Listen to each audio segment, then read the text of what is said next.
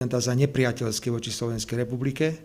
Konanie, ktoré nás logisticky výrazne poškodzuje a spôsobuje nám problémy najmä spoločnosti Slovnaft pri zabezpečovaní iných dodávok ropy z iných častí sveta, nehovoriac o tom, že sme museli na vláde vyhlásiť stav ropnej núdze a že čerpáme ropu už zo štátnych hmotných rezerv.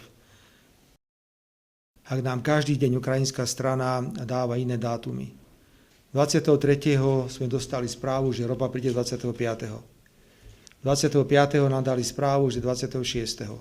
Najnovšie platí, že žiadna ropa nepríde v priebehu februára a že keď tak prvý dátum, ktorý prichádza do úvahy, až nejaký 3. marec. No jednoducho sa pravdepodobne domnieva ukrajinský prezident, že si bude robiť, čo chce, ale on sa veľmi, opakujem, veľmi mýli.